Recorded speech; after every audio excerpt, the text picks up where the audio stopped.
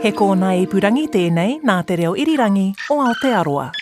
Oh, I didn't even know what it was. I feet. could just see their upside down feet. What kind of ducks are these? Oh, these are the New Zealand scorp, a papanga. And they've just disappeared down again. You can just see the little feet. That is cool. It's quite a treat seeing them like that. Anyway, what we were talking about is... It's very distracting. It really is. Think of the bubbles. Bubbles and Stop bottoms. it. Little bottoms and feet. Kia ora, nau mai haere mai ki te ao hurihanga. Hello and welcome to Our Changing World, ko Concannon tēnei. This episode is not about birds. But as it turns out, it's very difficult to go to Te Mara a Tāne, Zealandia Wildlife Sanctuary, and not get sidetracked by them. Today, we're delving into the freshwater and wetlands of the sanctuary and getting to know some of the residents. So, CEO of Zealandia, Dr. Danielle Shanahan and I are standing beside Roto Kawau, watching some pāpango dive down to the bottom of the lake.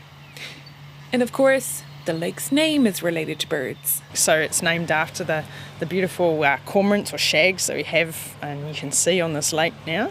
But actually, the word lake is a bit of a misnomer. We're standing on a dam. That dam it's historic now. It was built in the late 1800s, and previously this would have been just one big valley with a stream flowing through. So it presents pretty interesting opportunities from a conservation perspective. This dam we're standing on, the Lower Kaurori Dam, was the first town-built waterworks dam in New Zealand, and it was completed in 1878. Today, it sits within Zealandia's fenced domain, and it's really pretty. A neo-Gothic valve tower with its red triangle roof juts out into the water. It's surrounded now by beautiful bush with a multitude of textures and shades of green. Big trees halfway down the reservoir host flocks of shags, drawing their wings and calling to each other. From the beginning, it was intended for public recreation. Game fish were released into the reservoir, and the governor's boat was stored in the boathouse nearby, whose red roof matches with that of the tower. The upper dam was completed later, in 1908, and above it is the upper reservoir, now referred to as Roto Mahanga. However, both dams sit directly above the Wellington Fault, and this earthquake risk was the reason the Kaurori water supply was decommissioned in the 1990s. When these reservoirs were then enclosed as part of the fenced ecosanctuary, it left an interesting conservation challenge. So the lake actually has been very poor quality in the past. So around 1900, redfin perch were introduced to this waterway. Unfortunately, with perch in a place like this, they can breed up very, very quickly. They become overabundant, size limited, so they're all quite small, first-year juveniles. And we actually ended up with around a tonne of fish biomass in there, so around 22,000 perch inhabiting this reservoir. And just to be clear, they're non-native, so they were introduced right. to New Zealand as like a fishing fish. Exactly. So they're introduced here for a fishery. They were so small that actually they became pretty much not very good for a fishery very, very quickly, around 5 years after they were put in there. But they also are very predatory, so they eat native fish and they annihilate, that many fish annihilates the invertebrate community as well. That has flow-on effects to water quality. So the problem happens that as you eliminate your invertebrate community, they can't eat the algae, and that algae can then become overabundant. So that's a fairly simplistic description of it, but ultimately it leads to, for example, annual algal blooms in systems like this. And so step one was remove the perch? Yes, so a couple of years ago we carried out what we believe is the world's largest eradication of a fish species in the world. So we eradicated perch from this lake. It takes 5 years before we can declare that as being successful, but so far things are looking good. So we haven't seen any evidence of perch in there since. So, as a result of those perch, we have very few native fish species living in here. Certainly the things that we had in here were longfin eel and shortfin eel, or tuna, and banded cockapoo, a native fish. But that was about it. So not much else inhabiting.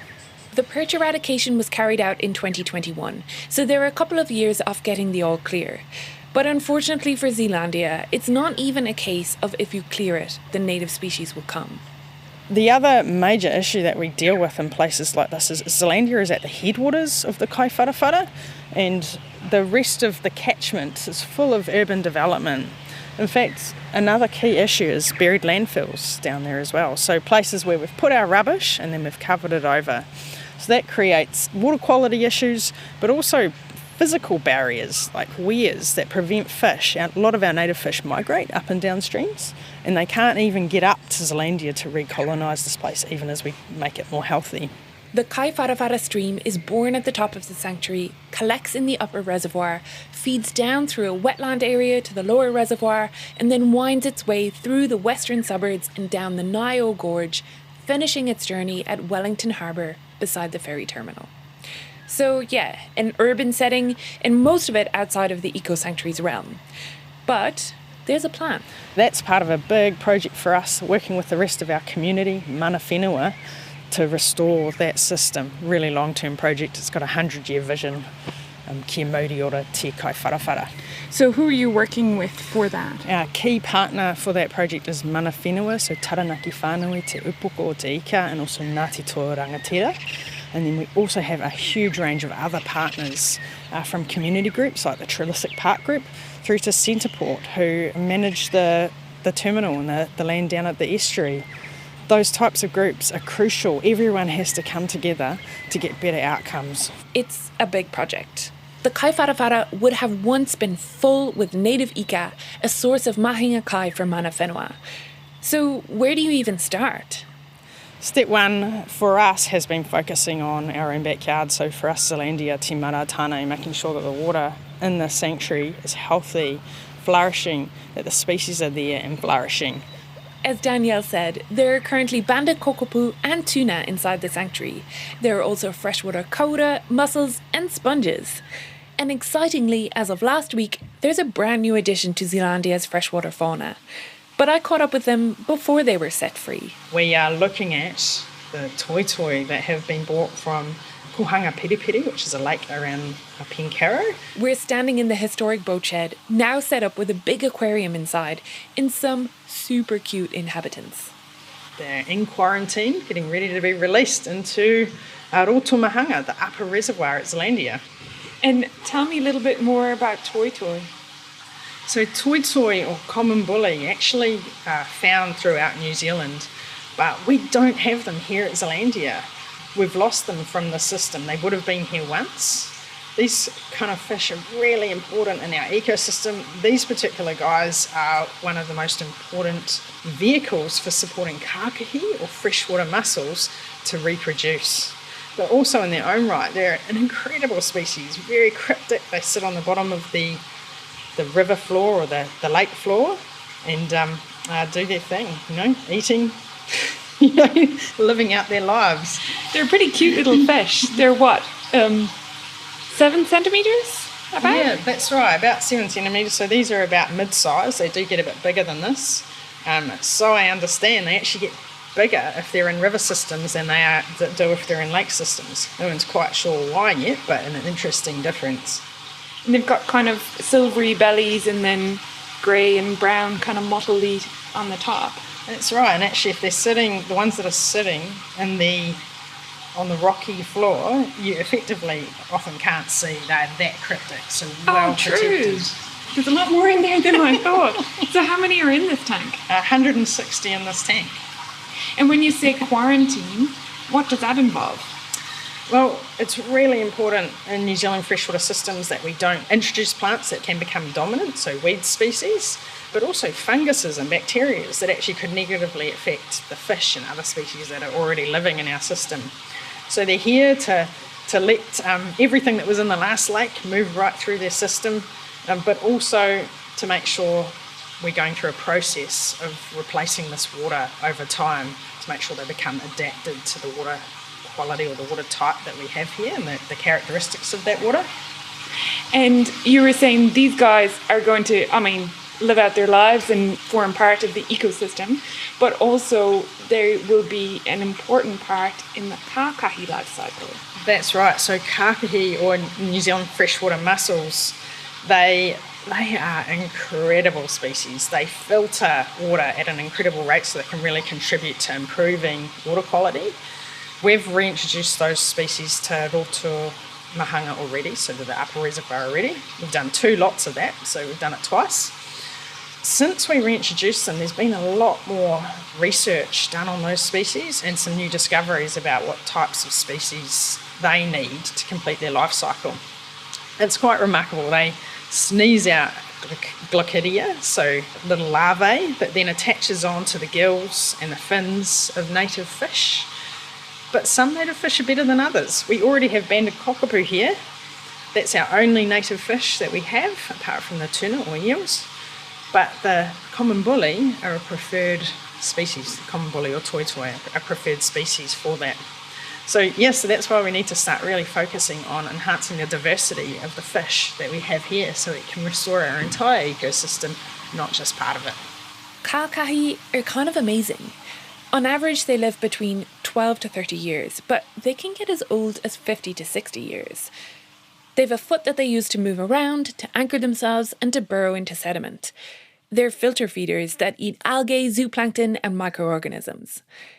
In 2018, Alison Balance joined a group including Taranaki whānau, Te Upoko o Te Ika whānau, Wellington Regional Council and Zealandia staff to collect kākahi from Lake Kohanga Periperi for translocation into Zealandia. This is her speaking to Amber McEwen, now Dr. McEwen, who did her PhD studying the mussels and their translocation into the sanctuary. So how many species of freshwater mussels do we have in New Zealand? We have 3 recently described species and 1 possibly extinct that I'm aware of.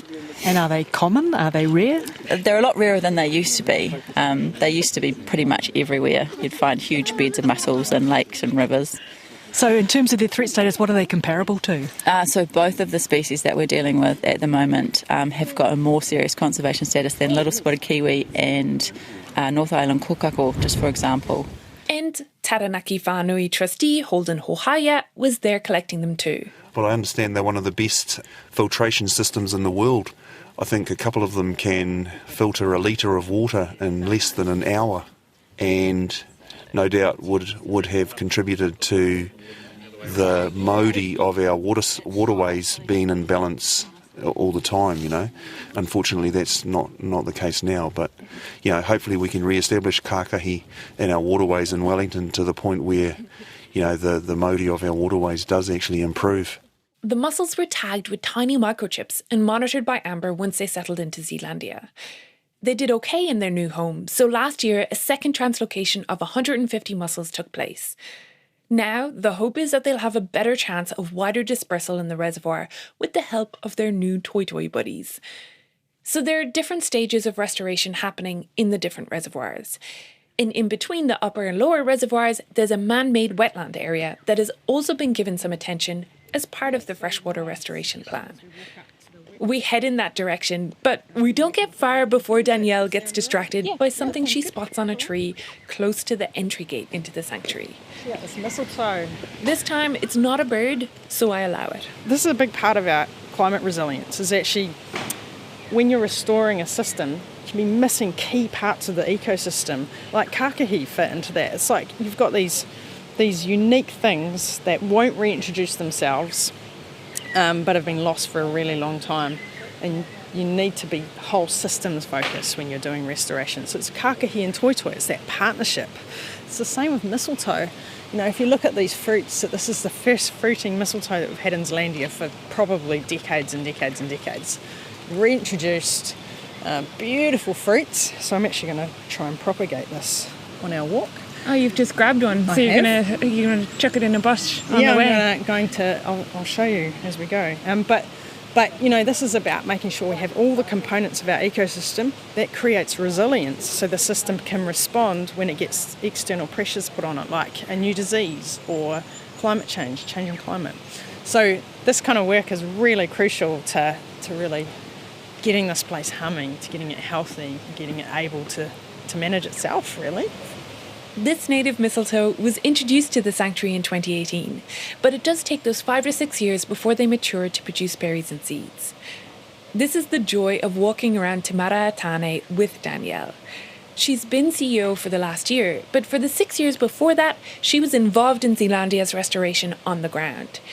So when faced with the first fruiting mistletoe in decades, she knows what's up. She's grabbed one of the bright orange berries and she's massaging it in her hand. They are really, really interesting. If you take that seed and you need to rub it on your palm for a couple of minutes, and it creates like an epoxy resin around the outside.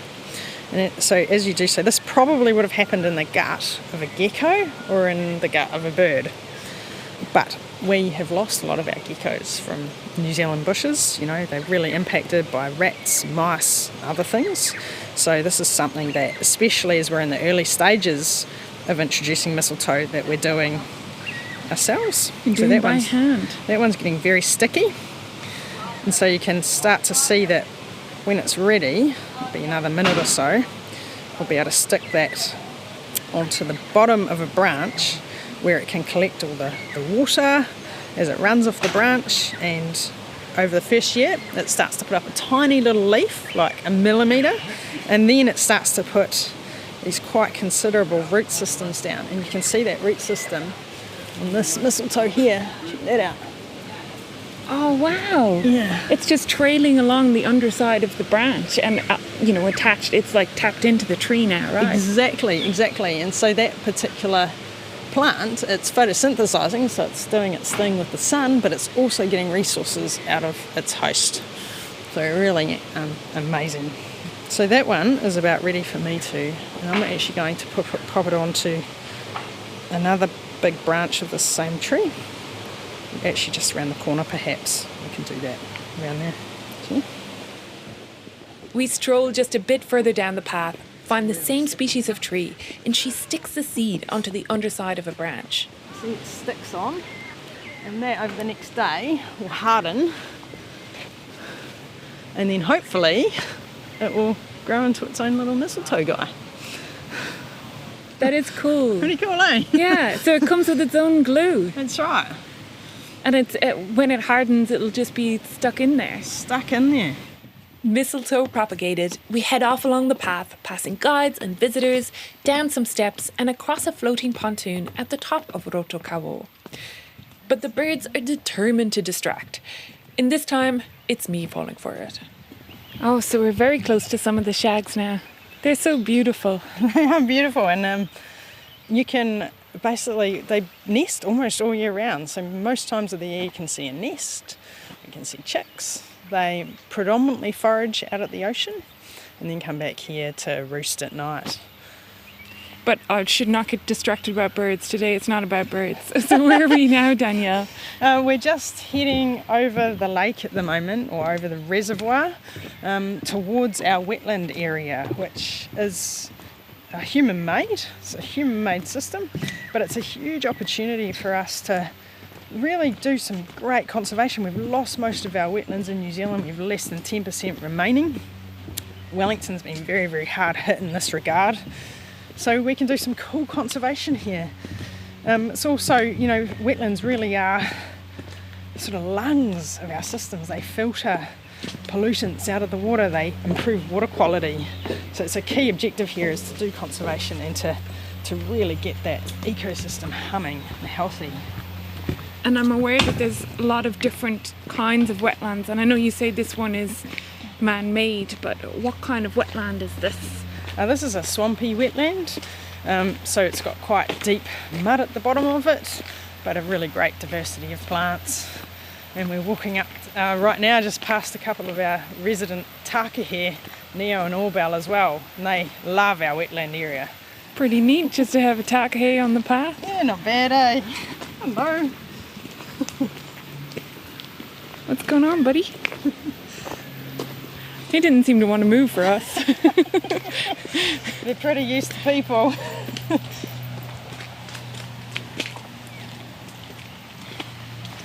So just looking at now at our wetlands, we've put a real concerted focus into this in the last few years.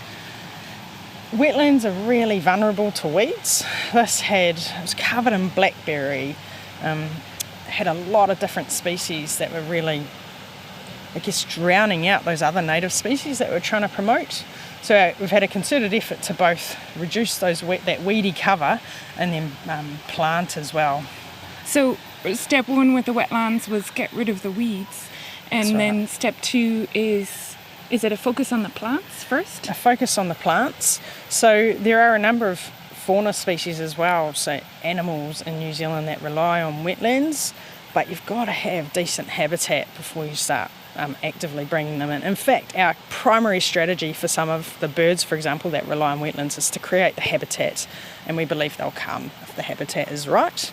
We have enough places nearby like Pātahanui that can be sources for birds that might be moving by to recolonise this area. Examples of that might be like the spotless crake, for example, which I'd love. That would be my highlight if I saw a spotless crake or even a bittern in this area. And I believe that with part of the freshwater restoration work, you've also been working closely with Mana Whenua and in particular a Rārangi group. That's right, yes. So, wetlands are important sources of materials for weaving. For example, raupo, which is one of the species we have here, but also kuta, which is a species that's come into the sanctuary now. So it's really important for us, and this is part of our aspiration of becoming exceptional te tiriti o Waitangi partners, is making sure we're working very closely aligned with Mana Whenua to ensure their priorities are reflected in the work we do here. And so is the hope that at some stage in the future, I know it has happened already, but that for things like the kuta that's been recently translocated into the park, that some stage in the future they'll be able to harvest and use that in their weaving? Yeah, so kia is a species that is already in the sanctuary, and that we've had our first ever harvest in the sanctuary of that particular species, and that was for weaving tukutuku panels in Mangateira, which is the Māori Select Committee room at Parliament.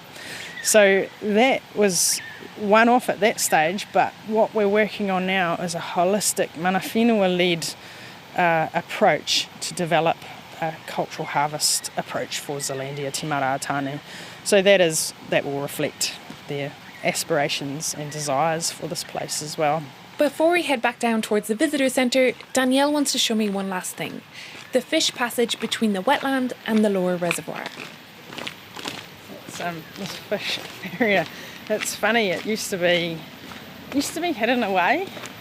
It's not pretty to look at, but I think really highlighting these types of things that we can do. They may not be pretty, they may not be the most beautiful thing to look at, but they are the crux of how we can learn to better live with nature in our urban landscapes. So while it's not the most beautiful structure to look at, it's a remarkable opportunity to improve things.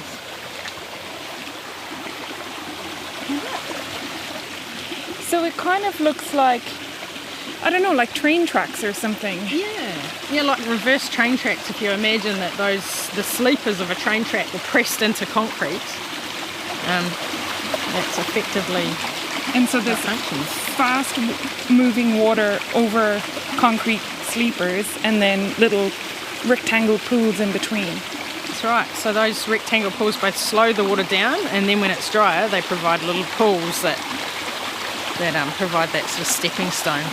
Because we're talking about here is the little fish as part of their life cycle going upstream. So they can hop from pool to pool. And some of our native fish have amazing little structures in their fins. They can actually almost suction on across short distances. So their little fins can suction between, these sorts of pools and get them from A to B. So they're very, very clever, well adapted. We just need to work with those adaptations and let them use them. Do toitoi migrate? They can do. They can also be landlocked, which is why they're appropriate to introduce here. So our system is somewhat landlocked because of all these issues further downstream as well, not just what's in Zealandia. So it's important for us as a first stepping stone while we're working on that 100-year project of restoration for the Kaiwharawhara to reintroduce things here that will survive without migrating. Back on the lower reservoir dam, looking across the modified urban landscape, I start to really understand the scale of the project. Not just dealing with water quality, but also infrastructure that will help native fish navigate the migrations they need to do to complete their life cycles. So once Zealandia's freshwater house is in order, what will be the next stage for the 100-year Sanctuary to Sea project? Beyond the fence, we've got top priorities like dealing with those buried landfills and trying to figure out how we can remove or prevent leachate from going into those systems.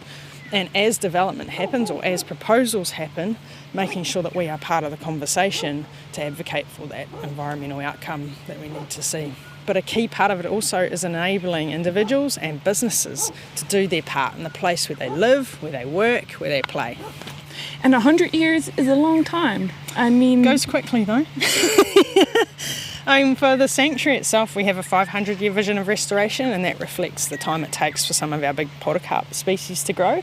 We think we can be a bit more ambitious with our, it does sound like a long time, but actually it does take a lot of time for the technologies to evolve, to create the solutions. It takes a lot of time for the system to rebound when you take an action, when you plant a tree, when you eradicate perch.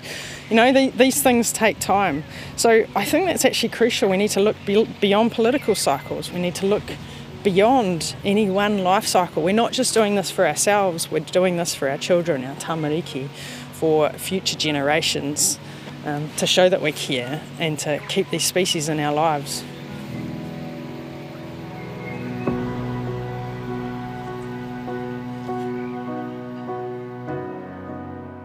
Nā mihi nui ki a Dr. Danielle Shanahan no te mare atane. Thanks to Danielle and to Jeannie Letham for providing some beautiful toitoi photos, which you can find on our website rnz.co.nz/ourchangingworld. Ko Claire Concannon aho te kaihotu o tēnei hōtaka I āwhina mai a Liz Garton, rawa ko Ellen Rikers. I produced this one with help from Liz and Ellen. Sound engineering was by Steve Burge. Ko Tim Watkin te tumu kaihotu o nā kōnei iparangi me na hōtaka ki te reo irirangi o Aotearoa. Tim Watkin is executive producer of podcasts and series. Kia whāia I te au hurihanga I tētahi taupanga pai ake ki a koe. Follow Our Changing World on your favourite podcast app. Tēnā koe I whakarongo mai. Thanks so much for listening. Have a great week. Kia pai, tō wiki.